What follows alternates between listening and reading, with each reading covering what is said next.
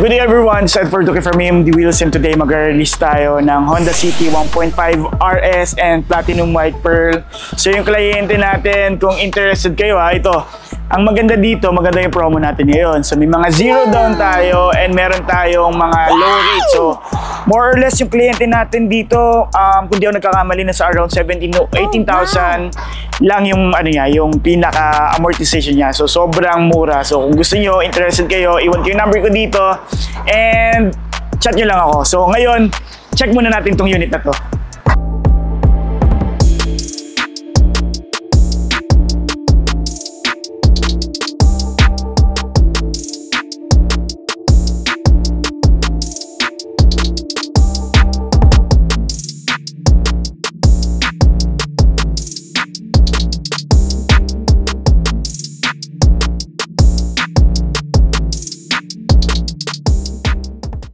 So guys, mag-start tayo sa front design ng unit na to. So napakaganda talaga ng Honda City. So mapapansin nyo, ang dami natin na-release na ganitong kulay, ganitong RS variant kasi napakaganda ng promo sa ngayon. So yung kliyente natin pala, nag-avail siya ng ceramic coating and nagpa-coat din tayo ng undercoat. So naka-Sabi rust proofing siya. So for additional protection, yung for exterior niya and sa under chassis. So start tayo dito.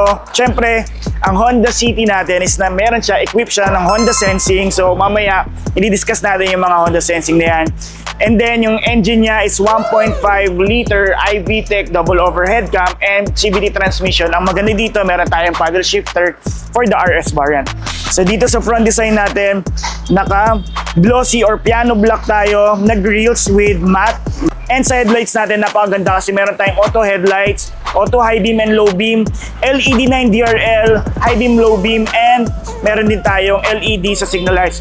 Even sa fog lights natin, syempre, LED na rin. And then, pagdating naman sa front bumper, natin, ang ganda talaga ng texture kasi parang meron siyang texture na parang carbon. So yung kliyente pala natin, nag-down payment lang siya kahapon. So more or less, 3 days kasi ORCR and plaka natin. Sobrang bilis yan. So more or less, kung Sunday today, by Tuesday, meron na siyang ORCR and by Wednesday, meron na rin tayong plate number. So tingnan natin dito. Siyempre, ang ganda ng mags natin. Two-tone mags natin, gun metallic and piano black. 16 inches, ayan o. Tapos disc brake yung harap. Sa rear naman natin is drum brake. Tapos meron tayong vehicle stability assist and ABS. So equipped na siya. So pagdating din dito, ang maganda sa Platinum White Pearl, mapapansin nyo, pagdating sa RS kasi, piano black, yung side mirror niya, yung front grills niya, yung shark fin antenna niya, yung spoiler niya, makikita nyo yung contrast pagka puti. So makikita nyo agad na talagang top of the line na siya. So piano black, LED na and power fold yung side mirror natin. Tapos syempre, naka-smart entry tayo. Plus, meron sa key fob natin, pwede tayo mag-remote engine start. So pagdating dito, may side skirt for the RS, all power window, LED na rin yung taillight, signal light, third brake light, shark fin antenna, piano black, defogger, ducktail na piano black din. So, yan, ang ganda to. Pati yung sa diffuser natin, sobrang sporty. Para siya naka-extend tapos na patulis. So yan, stock lang yan for the RS and exclusive for RS lang ang ganyang design. So isa pang maganda sa Honda City, syempre, pagdating sa compartment. Ang ganda ng compartment natin sa 532 liters yung compartment natin. So sa mga freebies natin yan, meron tayong 3M tint, 15 liters gas, early warning device, tools, keychain, umbrella. Tapos syempre yung mga 3 years LTO natin, yung mga insurance natin kasama na. So nandito yung spare tire natin, nandito na rin yung jack. Ayan. So check natin sa second row. Second row natin, syempre yung interior natin, naka-leather seats tayo. Diba? Tapos meron tayong second row vent, tapos 12 volts. Yan, outlet natin. Pati sa upuan, meron tayong armrest and cup holder. So ngayon, naka-plastic pa. So double check na lang natin sa client kung gusto nilang patanggal yung mga plastic. So check natin dito sa driver side and passenger side. So tara, samahan niyo ako, pasok tayo. So yan, napakaganda. Naka-leather seats tayo, leather yung sidings natin. Yung mga switch niya nandito. Meron tayo mga power window, central lock, nandyan na rin. So meron tayong tweeter, naka-tweeter tayo. Black yung ceiling natin, black yung pillars natin. Napakaganda. Meron tayong side curtain airbags, front airbags, side. Tapos naka-RS pedal tayo. So meron tayo ditong switch ng vehicle stability assist. Sa bandang baba, dito naman yung mga pang-open natin ng gas lead natin and even sa pop ng hood natin. So yung switch sa light ng gauge nandito na rin. Sa headlights natin, auto high beam, auto headlights na rin tayo. So yung steering natin, leather na rin. So leather din dito sa shift knob natin, leather din tong trim na to. Meron tayong paddle shifter, gagamitin lang natin yung S mode para magamit natin yung paddle shifter. And meron tayong plus and minus. Then, sa left side naman ng steering natin, meron tayong sa menu, meron tayong audio controls, meron tayong Bluetooth hands-free. Then, dito sa right side naman, nandito naman yung sa may Honda Sensing natin for yung ACC or Adaptive Cruise Control with low speed follow. And meron tayong yung LCAS or yung LKAS natin. So, nandito na rin. So, naka-push start button tayo. Meron tayong Apple CarPlay sa infotainment natin, Android Auto, and AM, FM, USB, Bluetooth mode, meron na rin yan dito. Meron tayong Max Cool, Auto Climate. So, positioning natin ng yan, knob na lahat. So, iniikot na lang. So, air circulator, AC on-off, and yung sa vent on-off natin. Dito naman sa baba, meron tayong power outlet, dalawang USB. Tapos, dalawa yung susi natin. Ayan, so key fob natin, dalawa. So pwede nating buksan kung just in case na malobat para mabuksan yung pintuan. And sa remote engine start mamaya, i-discuss natin with the client. So meron tayong icon button. So ito yung itsura ng shift knob natin, park, reverse, neutral, drive, and S. Meron tayong reverse camera, so with 3 modes, wide, normal view, and top view. Tapos, handbrake natin, andyan na rin. Armrest natin, yung isang favorite kong part ng kotse. So, napakaganda lahat ng mga top of the line features nandito na. So, just in case na interested kayo, just PM me. So, ngayon, tawagin natin yung kliyente, tapos pa-check na natin yung unit. So, una natin gagawin, check muna natin yung exterior, pero na-check naman na natin. And then at the same time, nagpa-ceramic coating kayo. Pag may mga gas-gas kasi sa may ceramic coating, kina-cancel agad. So hindi nila gagawin. So hindi nila papagawa, hindi nila, as in wala. Sasabihin ka agad nila kay Ira na may gas-gas, may dent, or anything na may mga stain, ganyan. Wala talaga. Para mas maganda, double check natin. First hand yung makikita dito, kung may gas-gas ba. So yun yung binili yung kulay, yan yung may additional. Yan, mga dumi. Ito sir, yung yan. Yung mga molde nila. Yan. So, yan, magkapareho yan. So, pati, tingnan nyo dito sa may unahan, kung may gas-gas, kasi dito naman sa ilalim ang, pag nagkamali yung mga nag-PDI or okay naman so far. Wala namang bangas. Pati dito, yung mga radiator, makikita mo, walang putik. So, hindi pa nagagamit yung kotse. Malinis na malinis. And then, by the way, 10 kilometers lang to. So, mababa din yung mileage natin. Nagpagas na, may 15 liters na tayong gas. Na yan. Pag pinapagas na naman nila dito sa Honda Green Hills, nagpapagas sila dito sa may Shell, pero hindi nila dinadala yung unit. So, meron lang silang galon, tapos tsaka nila or container, tsaka nila yun. So yan, LED, high beam, low beam, naka-on naman siya pareho. Fog lights, naka-on. Tapos naka-high beam, low beam, automatic tayo. Tapos may naka-auto headlights din tayo kasi may Honda Sensing tayo. So next natin, check natin yung engine since nandito na rin lang tayo. So ito naman sir, last minute. Kasi pula dapat to eh. So nagputi na sila. Nagandahan kasi wala kasing puti that time, pero talaga nagdadalawang isip si Mami nanalo. Pero maganda naman talaga. So ang gagawin nyo lang talaga dito is syempre mikikip nyo siya ng laging malinis. Yung mga may kunwari yung iba hindi nila kina-car wash agad, napuputikan, dun nagkakaroon ng discoloration, para nagkakaroon siya ng stain. Pero may mga clay bar ngayon, so para matatanggal yung stain, so yun nga lang, gagastos ka talaga pag gusto mong ma-maintain yung ganitong kulay. So lagi mo lang sir lalagyan ito. Yung kulay blue na yan, yun sa washer natin dito, sa mga wipers natin. Dito naman, gusto mo lang i-check yung mga levels ng coolant natin, ito. So yung pinaka-gitnang linya, yun yung pinaka-maximum. Anong kulay nakakarga kayo? Ang nakakarga ngayon, sir, ano eh, ito. Ayan, blue. Ayan. So yan din ang ikakarga. Dapat. Pero sir, pag nagpa-maintenance kasi tayo, sila naman magtatap niyan. Actually, mura lang naman yan per liter. Nasa around 200 plus lang naman. Same color nila? Or Same color talaga. Kung ano yung kulay dito nakakarga yun din. Kasi dati mga orange pula eh. Ganun yung mga nakakarga eh. blue? Yan. Tapos dito naman yung sa may ano natin, oil ano natin yan, levels. Yan. So yan may mga tumatalsik na yan sir, normal yan. Kasi dati ang dipstick nandito sa may block, di ba, dito yung nahatak. Pag tumatalsik doon, ibig sabihin blow by. Pag dito naman kasi, nandito yung mga tappets siya, yung cam. So pumipiti kaya normal lang siyang ganyan. So ang engine natin, 1.5 liter double overhead cam na yan, ay VTEC din.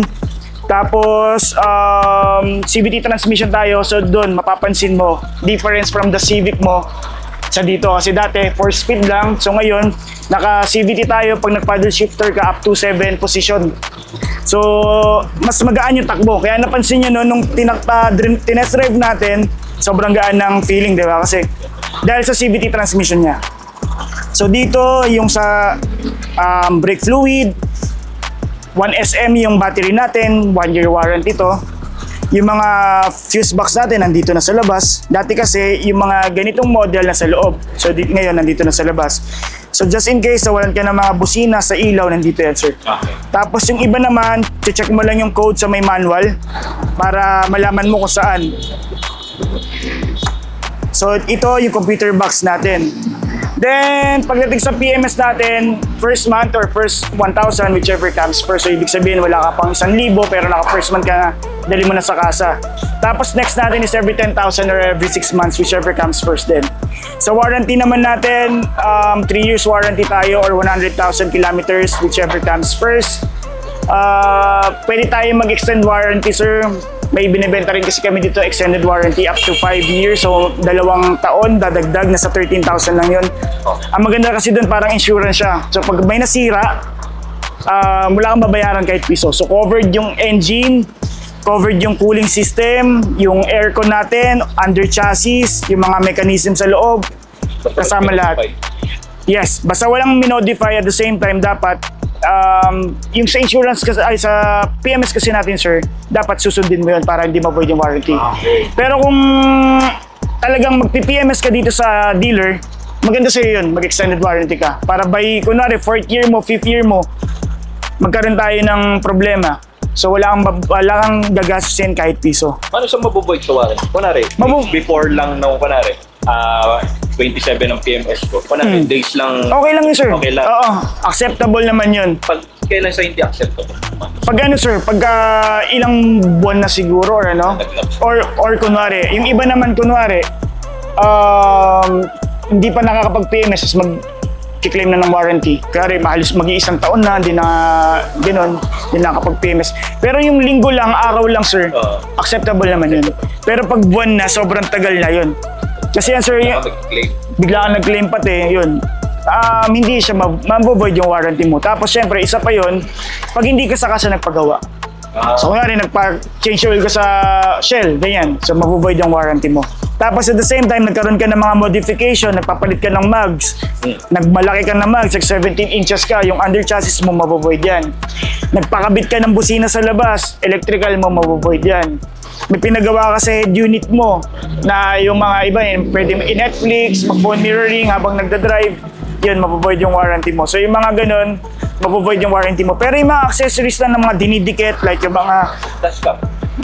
yung dashcam kasi sir, depende. May mga tinatawag tayong fuse type na cable. Pag fuse type kasi tinatap nila dito, nakaka-void ng warranty yun. So ngayon, para hindi ma-void ang warranty mo, bibili ka yung naka 12 volts lang na outlet. So sinasaksak lang doon para plug and play lang. Kasi yung fuse type kasi, gumagamit sila ng fuse, nakatap yung wire doon, dito sila kukuha ng power source nila. Mabovoid yung warranty doon. Tapos yung mga door visor yan, pwede ka naman kuha.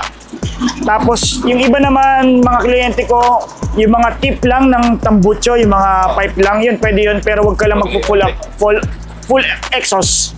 Hanggang dito, hanggang doon sa ano, yung buong tubo papalitan na.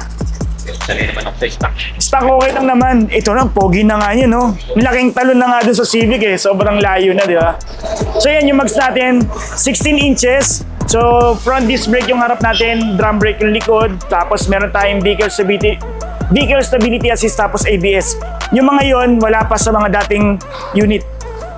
So yan. Pwede na ba yung tuloy? Oh sir, matik yan sir. Tama, 2025. Basta pag 2025 assembled, teka na natin hanapin natin ang... Ito, Yan. So yan, 22 weeks ng 2025. Okay. So yan. Okay. Tapos ito, Yan dun sa donut. yan, sir, ano yan, magkakabatch yan lahat.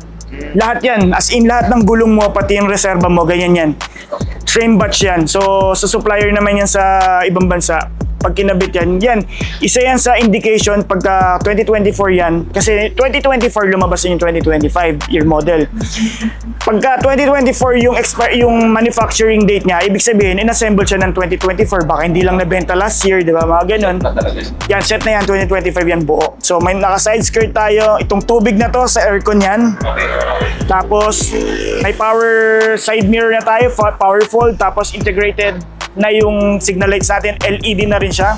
So dito, makikita natin yung mga freebies. So aside from 3M tint, 15 liter gas natin, tapos yung mga manual natin, nandito na rin yung early warning device natin, sir. Tools, umbrella. Pinayaran na. Oo, parang ano no, may ghost project no. yan, keychain naman yan. Yan. Muna. So tapos yan, reserva natin, tapos yung jack ito, sir. Yan. 25 din, no? Ano ito mga ito? Ano yan, sir? Yung mga, dito yan, yung mga parang silant-silant niya yan, lahat yan. Normal naman siya, sir. Ganyan talaga siya. Mag-iilagin na. So dito, sir, tingnan natin. Doon sa dulo yata. Pero yan, sir, bagong-bago yan. Di naman nagkakabit ng luma. Sabi mo, set naman yun. Oo, yan, ano naman yan, sir. Andun sa may dulo siguro. Wala dito, yun. Sige. So chrome handles yung mga handles natin dito sa lahat, pati sa likod. Nawala lang yung mga chrome dati kasi pag sinabing chrome handles yung door handles natin. Dati kasi yung mga lumang version ng Honda, ang basihan niya is chrome din yung labas. So ngayon tinanggal kasi hindi na babagay yung sporty look niya, tas chrome handles yung ano. So ngayon, nilagay niya, tas ngayon nilagay na nila sa V-variant kasi yung V-variant naman parang pang executive naman siya. So ito, pang sporty yan. Kita naman natin yung grills, pati yung grills, di ba dati mga chrome. So ngayon, ginawang piano black. So yan, power fold natin, yan, goods naman. Tapos, yan sir, gumagalaw naman. Pag nag-power off, automatic? Hindi sir. Yun, pag gano'n naman sir, tinatawag naman yun na auto fold naman. Pag sinabing auto fold, every time na i-unlock or lock yung ano, magpa-fold siya. So dito sir, may central lock tayo. Tapos window lock. Tapos ito yung pinaka ano natin. So lahat naman sir, testing naman yung window switch natin. Kasi pag kinakabit naman yung tint natin, binababa naman nila yan. Tinatawag din tayong ABS, yung anti-lock braking system. Yun naman sir, nagmamotor ka ba sir? Ay, hindi. Yung anti-lock braking system kasi sir, yan naman, kumbaga pag sa motor kasi sir, pagka nagpreno ka sa harapan, magte-tendency mag-i-skid ka. I-skid yung kotse mo para magdi-drift, iikot, ganyan, or yung mga motor tumutumba. Kasi yung caliper kasi niya sir, yung sa brake niya, iniipit niya lang. So ngayon pag umipit sir, mawawala yung traction sa gulong niya. Ngayon ang mangyayari, dudula siya, so hindi mo makokontrol. Ngayon yung ABS sir, mapapansin mo yan, pag bigla ka nag-sudden brake, parang magnginginig yung buong kotse.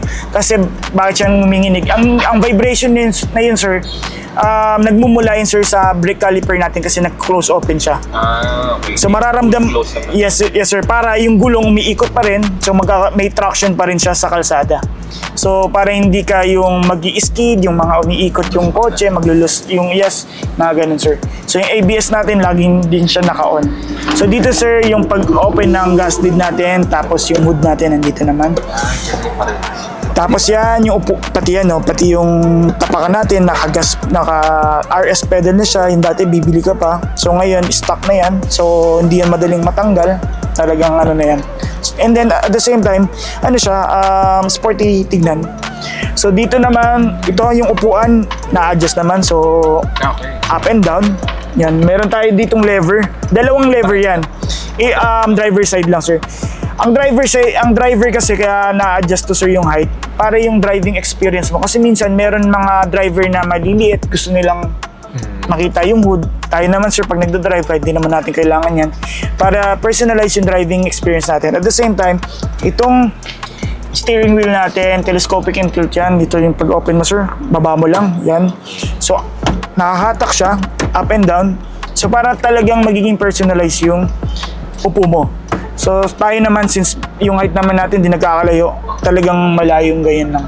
Kasi ito naman minsan, yung iba, ganyan. So, hindi na makikita yung gauge. Aangat nilang ganyan para makikita pa rin nila yung gauge. So, yun yung pinaka-purpose din. Or yung iba, pag sobrang tangkad naman, i-adjust do, tapos hatakin nila yan para lumapit naman sa kanila. Kasi ang pinaka-safety talaga, sir, is ganyan. Dapat ganyan. Ganyan kalayo. Para maano pa rin, di ba? Okay. Tapos yan, dito meron tayong makikitang auto. So ngayon, pag in-off mo yung headlights, may lalabas dyan na auto. Pero hindi siya lalabas ngayon kasi maliwanag. Pero pagka dumilim, may lalabas dyan, sir, dito. Ito, sir. Lalabas may A. So ngayon, nasa-sense niya, ayan. Ayan, dumilim kasi bigla. So yan, masasense niya yung medyo madilim. So ngayon, naka-on yung headlights mo. So for example, tanghaling tapat, so maliwanag, naka-on siya, tapos bigla kang tumaan sa Ayala Tunnel, magbubukas yan. Or pumunta ka sa mall, sa mga parking area, so magbubukas yan pagka-covered siya. So yan, meron tayong auto headlights, yan, mag-automatic siya, naka-on. Tapos meron tayong auto high beam and low beam. Sa auto high beam and low beam, for example, sa mga expressway, since wala naman silang ilaw sa kalsada, madalas tayo, sir, di ba, pag nagdadrive, na-high beam natin pag nadidiliman tayo.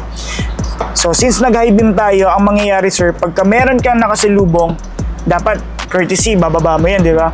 Since meron tayong auto high beam and low beam, pagka may na-sense siya na kotse na kasalubong mo, mag-auto low beam naman siya. Ngayon, pag lumagpas ka dun sa kotse na yan, high beam siya ulit. For the safety of the both sides, so ikaw tsaka yung mismong makakasalubong mo. So, pag naka-auto siya, kahit maliwanag, nakapatay siya? Yes, sir. Pag naka-auto lang, sir, pag maliwanag yung kalsada, Daytime. daytime yan. Mag-DRL lang ang iilaw. Ay, yung strict na. Yes, sir. Ngayon, pagka medyo dumilim, nadaan ka sa tunnel or covered area, mag-on siya. Ganun na ba yung mga bago ngayon? Laging open yung DRL? Yes, sir. Yung fog light, lagi din mag-open yun? Ang fog lights naman, sir, mag-on siya when binuksan mo yung, kaya rin, park light pa lang, binuksan mo. Or nagbukas ka ng headlight. Unless, sir, dito, pag naka-auto ka, magbubukas din siya. Unless, sir, i-off mo dito sa mismong switch niya. Bukod. Yan ang... Ito yung fog lights. Fog light. Yes. Okay. So ngayon, pag yung fog lights mo, naka-off, kahit mag-auto headlights ka, naka-off lang siya. So ngayon, kung ganito, sir, laging, since gusto mo lagi naka-on, di ba? Maganda naman yung ano yan, years, kumbaga, may mga client ako naka-LED dati, sobrang tagal na ng kotse nila. More than 5 years na hindi pa naman napupundi. So kahit i-on mo lang yan kasi patay naman yan lagi.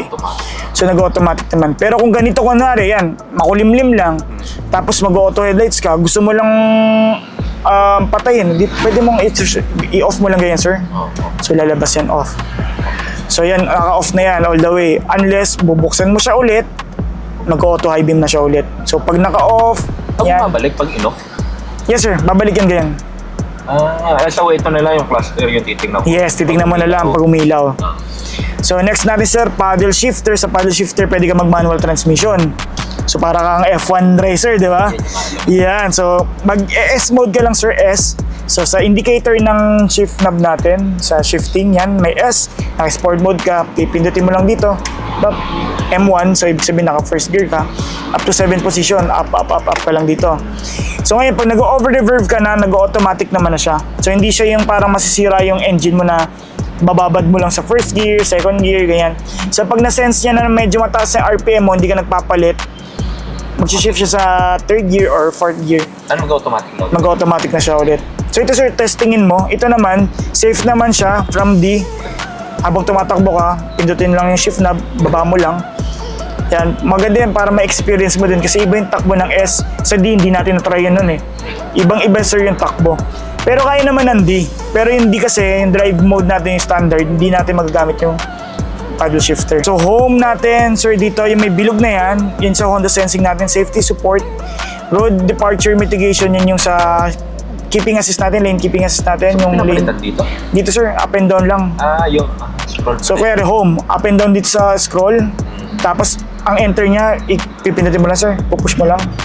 Tapos ngayon pag lumabas yan, up and down mo lang, up, down. Road departure, yun makikita mo mamaya pag tumatakbo ka, nagbabago-bago yung ilaw. Pagka nawawala yung lane, nawawala ka sa lane, nag-iiba yung lane, yan, ganyan. Then, yung isa naman natin is yung collision mitigation braking system. Yan naman sir, pagka kunwari, habang nagda-drive ka, medyo mabilis ka, tapos tumututo ka, may lalabas yung brake na word, magbibip siya. And then next, Tunog talaga. may tunog siya talaga, yes. So mapapatingin ka, may brake. Ngayon, pagka kunyari may stationary naman na object na matasense ng Honda Sensing natin, kapreno naman siya mag-isa kusa. So depende yan sir, any object na masasense niya, pwede siguro nakapark na kotse, yan. Na hindi mo ka-like, masisense niya. Hindi sir, unless, ano yan sir, basta nasa tamang ano man yan sir. Meron kasi dati, tao naman, nagbabike, kinain niya yung sa BRV yun nasa group ng BRV. Kumain ng konti dun sa linya, uminto siya. Full stop yun?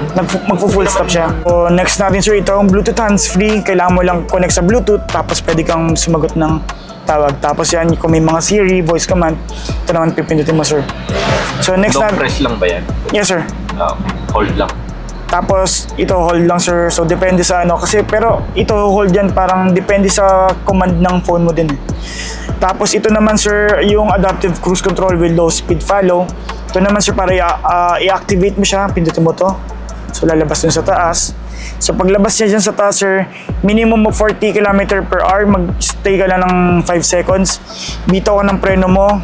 So i-follow niya sir, pati yung pagbagal nung nasa harapan mo, paghinto, pag gas up. So ngayon, isa-set mo na siya sir kung saan gusto mo. Kunwari, since yung mga kalsada natin, kung hindi 60, 100, set mo na dun sa 100.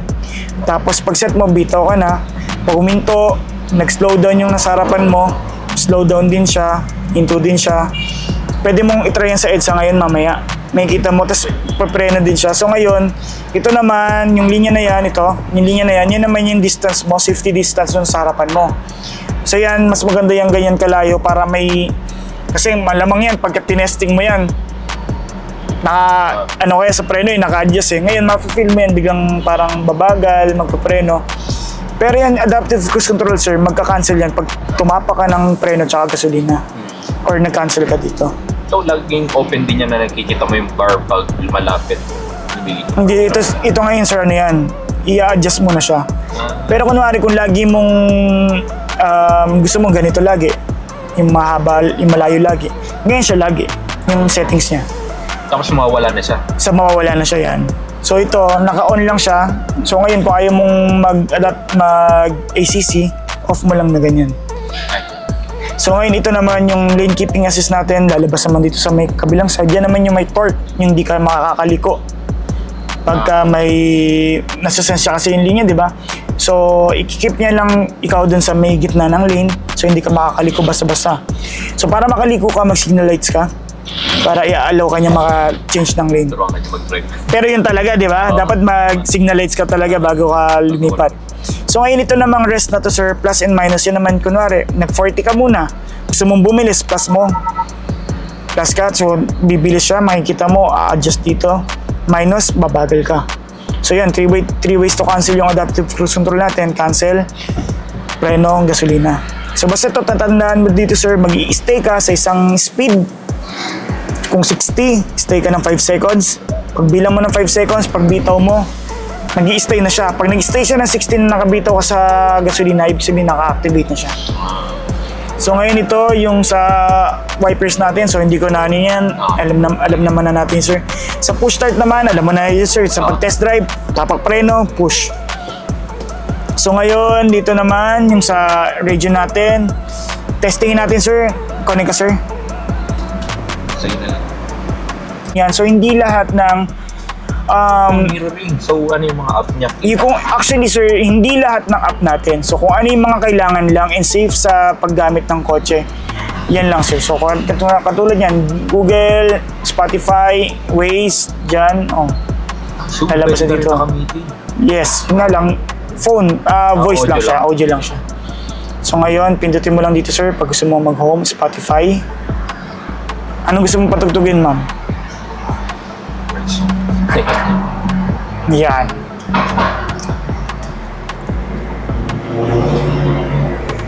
Puro Ocean lahat, ma'am. Ito yung original no. So, kahit hindi mo nalakasan sa phone. Kahit hindi na, actually. Ay, hindi ma-adjust. Hindi. Hintayin natin. So, hintayin muna natin para ma-adjust natin lahat ng ano. So, hazard dito, sir. Then, dito naman, may max cool tayo. Kung medyo mainit yung pagpasok mo, max mo lang, so todo siya. And then, next yung auto climate. Kung Hindi siya naman harmful sa... Hindi naman, sir. Hindi, nakamax. no, hindi naman. Yan para, sir, lumamig lang. Then, next natin, sir, yung auto climate, sir. Automatic siya. Siya mag-isa mag-a-adjust. Yan. Kailangan adjust natin yan. Mamaya. Kailangan, sir, ano ko muna kasi kaka-copyright tayo ni Hillsong. So, next natin yung front. Yan, check muna natin dito. Pag medyo, ano na siya, yung bridge na. Yung maganda yung... Yan. Papalamigin niya yan. Or pag nag-fog. Rear defogger, sir, yung mga guhit dun sa likod. Ito yun, no? Yes, sir. Rear defogger naman, yan naman yung sa, pero dapat naka-off lang yan, sir. Kasi pag mainit yan, nakakabasag din. Okay. So, ito naman yung positioning naman natin, sir. Yan, so, naman siya. So, yan, face. And yung feet. Yan. Feet and front. Okay. Yan, meron naman. Yan, okay naman. So, lahat yan gumagana naman. So, dito naman yung sa aircon natin, pagka kumanan ka, sir, yan, naka-low, ibig sabihin, nakatodo na siya sa lamig. Pag kumanan ka, sir, nagpupula din. So, ibig sabihin yan, Okay. yan, nagana din siya. So, ito naman, pagpakaliwa naman, lamig. So, makikita mo, sir, yung auto, sumusunod din siya dito. So, kunwari yan, since naka-auto tayo ngayon, bababa din kasi ito yun. Yan o. Automatic. Ano maintaining temp niyan pag naka-auto? Pag naka-auto, sir, depende sa ano mo eh. Depende sa settings mo eh. Kunyari, Ako na mag-set. masyado kang lamigin, sir, yan. Mag-a-adjust ka dyan. So, pati yung sa vent niya. So, kunwari, pag hindi ka naman nag-auto, yan, kunwari ito. Pag nag-low 18 yan. So, ngayon dito ka na. Pero actually, kahit mga 23, pwede na yan. 24, malamig na yan eh. So, yan sa face, air circulator, yung naamoy mo yung labas. Tapos AC on-off. So ito, pag open to, maamoy mo yung labas. so i-close ko yan. Lagi. Ito, sir, lagi naka-close yan. So, ibig sabihin nito, sir, umiikot lang yung hangin mo dito sa loob. So, yung hinihigop niyang hangin, pagka inon mo yan, doon naman sa labas. So ito nakakahigop ng hangin sa labas. Ito, sa loob lang yan, sir. Loob lang to? Yes. So, pero pag naka-off siya, kumukuha ng hangin sa labas. Kukuha yung hangin sa labas. So, na-absorb niya lahat, pati yung sa cabin filter mo, na-absorb pati yung mga dust, yung amoy, mag-i-stay dito. Ayan, tinan mo, nag-iba yung amoy. Kung may kasunod akong truck na. Yan, yun. Oo, So, yun. ganyan lang sa lahat? Yan, lagi nakaganyan lang, sir. Ilaw lang. So, on-off ng AC, pag nasa Baguio ka, sobrang lamig. Yan, pwede mong i-off. Parang magpa-fan ka lang blower ganyan. yung on. Blower lang. So, ngayon, ito naman, sir, hindi siya blower. Actually, itong on-off na siya ng buong air condition mo. Yan, so, kung gusto mo. So, ngayon, yan, ito naman sa vent. So, knob din siya. So, dito may mga 12 volts tayo, USB. I think that's CCTV. Yes, ang dashcam mo, yes. Lalagyanan, sir, ng mga barya, yan. Or cellphone, cup holder natin. May, Pag naka-dash ka, nakalaylay yan dito. ano, sir, nakaikot yan. Papaikot niya na yan siya hanggang dito. Tapos lalabas yan dito. Dito yung lalabas. Hindi ko may lalabas. Yan. Okay. Diyan yan. Alam na yan, sir, nang nagkakabit naman. Ano nila yan, pakabisado na nila. So, play lang. yes. Like, Tapos next natin, sir, itong Econ mode. Econ mode, sir, yan. Pag may dahon dito, naka-on siya. 1 km per liter difference niya pag naka-on siya. So, kinokontrol niya, sir, yung aircon. Kinokontrol niya yung tapak mo sa gasolina. So, nangyayari dyan parang sakal pagka naka-highway ka. Pag naka-highway ka, sir, mas maganda naka-off na lang yung econ. para fully function talaga or fully performance ng engine. So ngayon kung medyo traffic, yan, i-on mo siya para nagtitipid siya. Kasi mapapansin mo sir, kaya rito, nakatodo siya, di ba? Ano, wala? Ngayon, pag hindi sir, pag in-off mo to, mag-iiba yung ano ng hangin. Parang lalakas siya lalo. Ayo. So kinokontrol niya rin pati yung compressor natin, yung hangin natin, pati yung takbo. Ma-feel mo rin yan sa takbo. So ngayon, dito naman sa park, makikita mo, since yung test drive natin nun, walang reverse camera, makikita mo na dito. So yan, naka-top view, normal view, and ito yung pinaka-wide. So makikita mo yun. May plaka. Ito yung plaka yan. So nandun yung sa may ilalim, sir. Nakapatay yung nakababa, sir. Kaliwa, sir. Kung kanan, sir, kanan. Yan. So, next natin, sir, yan, neutral, drive. Sa drive, kung gusto mo lang matipid, yung S, yan nga, pagka gusto mo ng sport mode, tapos gusto mo mag-paddle shifter. Ngayon, pagpatay ng kotse lagi, sir, i-park, tsaka neutral lang. Sa Pwede mo siya patayin na naka-neutral. yes, sir. Pero syempre, pangit din kasi na ano, di ba? Park lang lagi. Pero ngayon, para hindi ka mag-lock yung gear mo, kaya yan, galing kang takbo, handbrake ka, di ba? Neutral ka muna, bitaw ng preno, gagalaw tayo ng konti, tapos preno ka ulit, tapos park. Para pag park mo, sir, hindi maglalak yung gear mo, nakatamang position na siya ng gear natin. So yan, naka-leather naman, yan, okay naman. Ito, tanggalin ba natin to? Oo. Ano yan? Tanggalin natin. Para full experience na yan.